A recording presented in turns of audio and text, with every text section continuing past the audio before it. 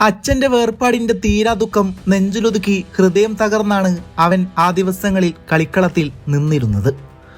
സങ്കടങ്ങളുടെ ഭാരം ആ ചുമലുകളിൽ ഉണ്ടായിരുന്നുവെങ്കിലും തന്റെ ടീമിന് വേണ്ടി അവൻ ഗ്രൗണ്ടിൽ ഓടി നടന്നു.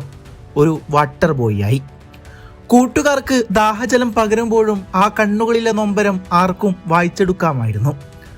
അവനൊന്ന് പുഞ്ചിരിച്ചിട്ട് നാളുകളേറെയായി എന്ന് എല്ലാവർക്കും അറിയാമായിരുന്നു.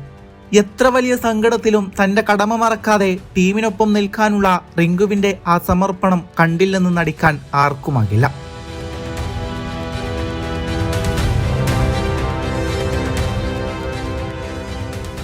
എന്നാൽ ആ ദിവസം സഞ്ജു സാംസൺ കളിക്കളത്തിൽ തീർത്തത് വെറുമൊരു പ്രകടനമായിരുന്നില്ല, മറിച്ച് ഒരു മാന്ത്രിക ജാലമായിരുന്നു.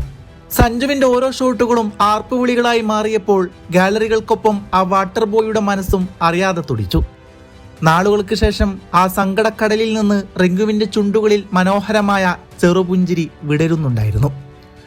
ഒരുപക്ഷെ അവൻ പോലും അറിയാതെ സംഭവിച്ച ആശ്വാസത്തിന്റെ ഒരു ചെറിയ പുഞ്ചിരി. മത്സരം കഴിഞ്ഞ ഉടനെ ആവേശമെല്ലാം അടങ്ങിയപ്പോൾ സഞ്ജു ഓടിച്ചെന്ന് റിങ്കുവിനെ ചേർത്തു പിടിച്ചൊരു നിമിഷമുണ്ടായിരുന്നു. ആ ഒരൊറ്റാലിംഗനത്തിൽ എല്ലാം ഉണ്ടായിരുന്നു. ഉള്ളിലടക്കി വെച്ച സങ്കടങ്ങളെല്ലാം സ്നേഹത്തിന് മുന്നിൽ അലിഞ്ഞില്ലാതാകുന്നത് പോലെ. ആ നിമിഷം റിങ്കു തന്റെ ഹൃദയം തുറന്ന് ചിരിക്കുന്നുണ്ട്. നാളുകൾക്ക് ശേഷം ആ മുഖത്ത് വിരിഞ്ഞ സങ്കടങ്ങൾ മറന്നുള്ള ആത്മാർത്ഥമായ ചിരി കണ്ടപ്പോൾ അത് നോക്കി നിന്ന നമ്മുടെയും കണ്ണുകൾ നിറഞ്ഞുപോയി. നന്ദി സഞ്ജു, ആ വലിയ ഇരുട്ടിൽ നിന്ന് അവനെ ഒരു നിമിഷമെങ്കിലും വെളിച്ചത്തിലേക്ക് കൊണ്ടുവന്നതിന്, അവന് നഷ്ടപ്പെട്ട ആ പുഞ്ചിരി ഇത്രമേൽ സ്നേഹത്തോടെ തിരികെ നൽകിയതിന്. ഒപ്പം പ്രിയപ്പെട്ട റിങ്കു, സ്വന്തം അച്ഛന് നഷ്ടപ്പെട്ട വേദനയിലും നിന്റെ ടീമിനോടുള്ള ഈ ആത്മാർത്ഥതക്കും സമർപ്പണത്തിന് മുന്നിൽ വാക്കുകളില്ല.